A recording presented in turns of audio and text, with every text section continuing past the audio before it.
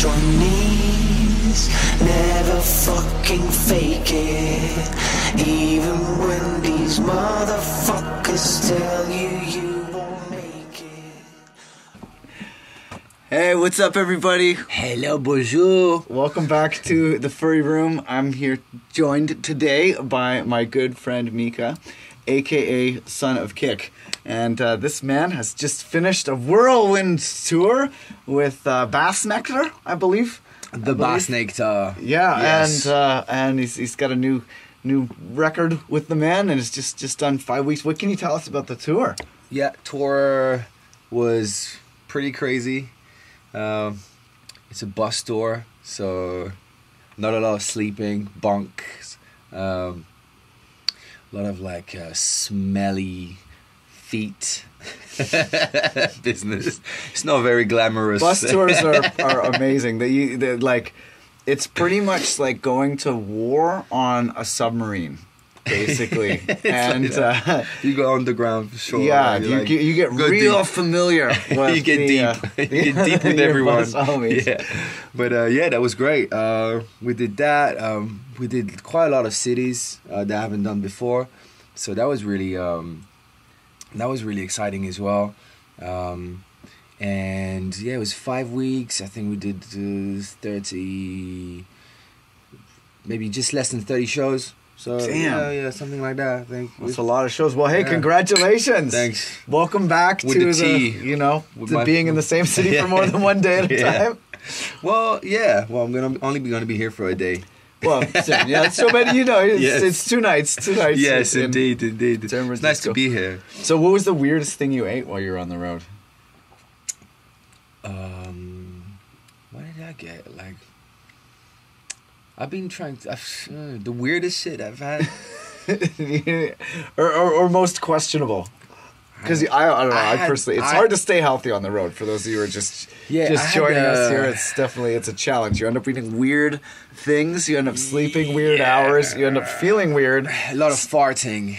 After It that. happens. It The happens. food is just. Yeah, no, I had a gumbo in New Orleans, Oh yeah, which is supposed to be really good. yeah. Gumbo. I've had great gumbo. Yeah, I've never had any before, and I was just walking around, and every other restaurant sells gumbo in New Orleans. So I just walked in one of them, and it served me this thing that just kind of looked like it came from the toilet rather than it came from the kitchen. And Oh no. yeah, and because I'm Little like rat's eyeballs and shit floating around it's in just it. it was all like that, and it's just like and then anyways, I have some sort of manners, and I felt a bit rude to be like no, so I kind of had it, and I paid the price In for a it. penny, in for a pound. Yeah, right? I paid the That's price, so that was Oh, man. that was the one. Full on, Yeah. full on. So, any good days off that were just like epic? Again, New Orleans was Yeah? the most epic thing I've done in a long time. That was, don't know if you guys been to New Orleans before, but Go. It's amazing. There's tubas. Yeah, it was one of my like bucket lists. Like it's like one of my dreams. And yeah, it was incredible. 3 days, we just like walked around, eat. Other than that gumbo thing, was everything else was quite amazing. And then just I don't know if you like jazz, but the jazz Love was it. Love it. just like dude, like we found some like Did you go to Frenchman Street? yeah. Yeah, Frenchman Like- Street. Yeah, if you're going to New Orleans, go to Frenchman Street. Frenchman That's Street, what's up. Frenchman Street's amazing. The dotted cat, I think it's called The Dotted Cat? Yeah, I think it's Okay, called like that. cool. Good to know. Underground, some it's just like you see in the films, in the old films, when it's like you got one guy just like laying like that, not bothered, he's got a trumpet in his hand, and it's just like. And then someone else is singing. It's just like, he's drinking. And it's just like, that was deep. It's a full and thing. and the city itself, because of history, of all that kind of history that's happened. It's just very heavy. Oh, it's very wild, dark. Very like day and night. Like when the night falls, it's just like, wow. It's like it's another place. Yeah, and it's a different vibe, You man. can tell like shit happens there, but it's just like beautiful.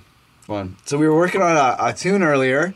It's coming along pretty well. It's we got a lot of fun sounds in there, some good grooves. It's very, very moody, and we were just like talking about different workflow styles and like, how we actually write music. And, I personally have been getting really kind of into jamming in like a really hardware style workflow where you make one instrument that has, all the MIDI notes. Instead of playing a single note like you're playing a piano, it has a sample of a piece of your song. So you have all these other channels where you make the samples and then put it into one instrument, so that way you can sequence the whole song at one time, and that was how you used to work when you'd work with hardware samplers and stuff. And it was really kind of how I came up working, and I'd moved away from it, and now I've come back to working this more kind of hardware modality where when I'm jamming, like as opposed to editing the parts into place, but when I'm jamming the track as a whole, I like to have like just one instrument where it's just MIDI notes and not a lot of automation, and then you can really jam, I feel, and riff on it. And Mika was telling me that he used to work that way with hardware as well. Yeah. And I was just curious if you could tell us a little bit about like about your development of your workflow, and like how did you start producing music, and like what is the workflow that you've come to now? Like what changed along the way, that kind of thing.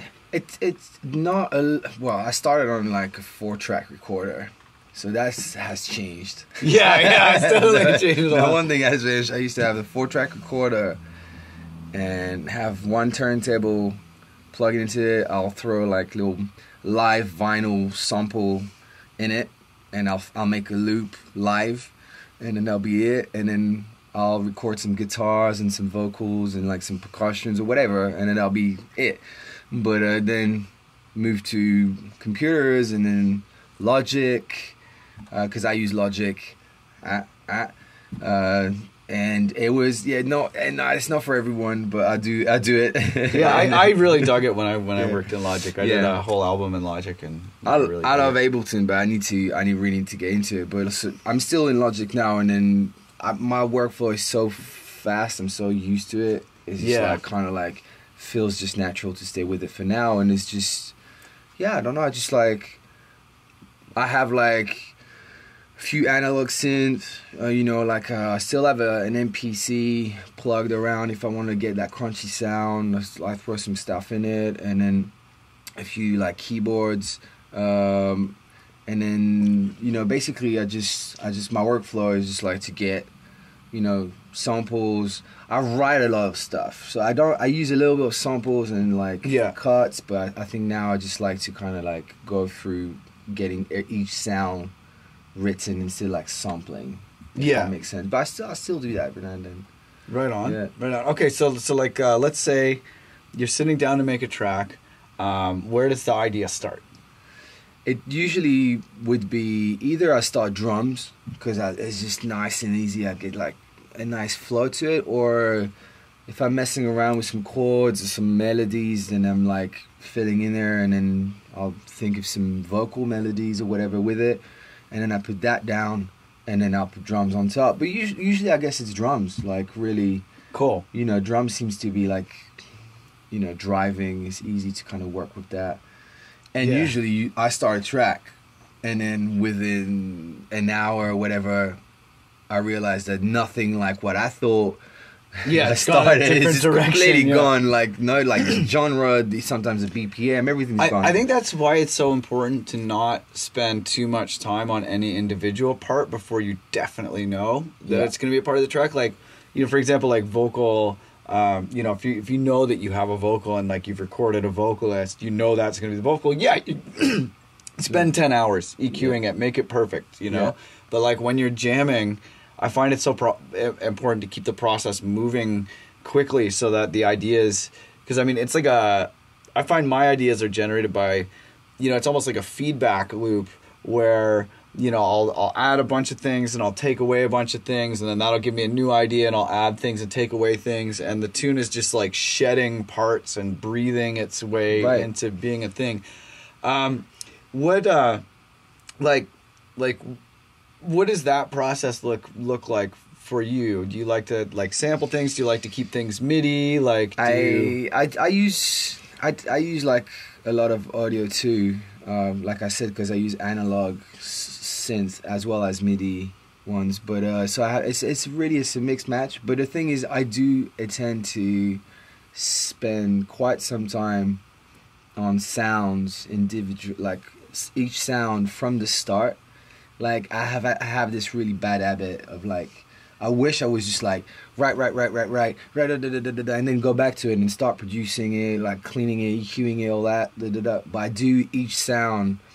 I will spend some time on it, and but then I you might know lose it's it. then you And then I might lose it. It doesn't matter. really so Yeah. you just have no problem. Like you spend an hour on a sound, you just bin it. I might spend an hour on like Wow, on the that's drum very loop. Buddhist of you. It's very just- non-attached producer over No, here. Cheers. I had to, because it's just like I want, like when I work, I want this kind of like this track to sound constantly as good as possible from the start. Yeah. If that makes sense. Yeah. And the mix as well. I constantly mix the track while I'm working, so it's like constantly sounding decent to my ears, and so on. Cool. Yeah.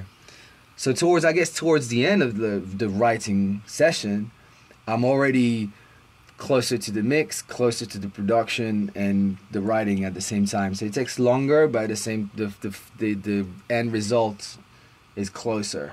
So I have less work to do afterwards. Cool. Yeah. And my bindle track, obviously, because I hate it at the end, and then this next song. Yeah. This is it. Yeah, I find one thing that I've really kind of grown to appreciate as been producing more is just completely not putting out tracks. Like I have a lot more tracks that I'm just never gonna put out. That's right. And I might play them out, and it's they're I like them. Yeah. But I think it's really important to like just really be conscious about what you do put out. And like at the beginning, I was just like, I need to put out every single time I even think about music. I need to put it out. That's so important. But yeah, I've kind of become a lot more. You gotta love what you releasing. It will be projected that way. I reckon. Like it would. For me, I feel that way very, very strongly. There's so many tracks I have, they'll never see that they're light, I think. And maybe it's just, I want, when it's out there, I want to be proud of it. Like, yeah. as I want people to feel that, if it's just some, I think it's important. Yeah, you have to really get your heart on the track and release that, and not just some random shit because you feel it's got to be out there. Yeah. That's going to catch up with you at some point. Yeah, definitely. Yeah. Definitely. So, have you had any moments that are just like, where you like wish you had a time machine so that you could go to tell yourself in the past that you're like, oh, I figured that thing out. Where was that my whole producing career? Like, I wish I could have just told myself that in the past. Yeah. What are those like aha moments? Can you share one of those with us? I mean, if I could, I would, but I don't know if it would be with music. Before other things. You should have put a condom that time. I'm kidding. This is not. Yeah, this is on the mic. I mean, like, yeah, no. It's. I mean, I've learned it will be more. If I were to go back. And regarding the music and all that, it will be more about the music industry and the business I'm in, rather than actually musically. Because I think each era, and even like each era I made, regardless what it is, I've become who I am now. So I wouldn't really want to change that. It's just I think it's important you are who you are and who you become. Yeah. But I would have liked to learn a lot more about that business and the people that were that in there, that ocean of sharks that are there, and the people that that kind of drag you down. All that shit like took me a long time to realize that's a lot of that, and then I feel that. Yeah, I think that would be my answer to that question. Oh, well, great, well, fantastic. So that's about it. Like I think. Okay, so you got a time machine. The portal opens. Your past self is there. You have like 3 sentences to communicate with your past self. Like, what do you say? You're like, before the portal closes. Like, what do you tell him? Fuck, that's hard. She's like, the sharks, the condoms. This is like, this is it. Fair enough. Okay, so sharks and condoms. Sharks and condoms. All right. Well, hey, on that note, it's been great. Thank you so much for stopping by the Furry Room. That's it's cool. great to have you here. Thanks for having me. Where can we get a hold of you on the internet? It's fairly easy. It's all at Son of Kick. All the media is like Instagram, Twitter, SoundCloud, blah It's the blah. power of being original. He doesn't have to add any numbers at the end of his username. Yeah. Just Son of Kick. Yeah, at Son of Kick, all of it, and yeah. And, Not to be confused with Daughter of Snare. No, She's trouble. She's trouble. Don't let her around your place. She's awful. Yeah. Well, yeah, hit me up, and yeah, thanks for having me. Okay, cool. Yeah. Lots Thank of you. love. Peace. Thanks a lot, everyone. Peace. Easy.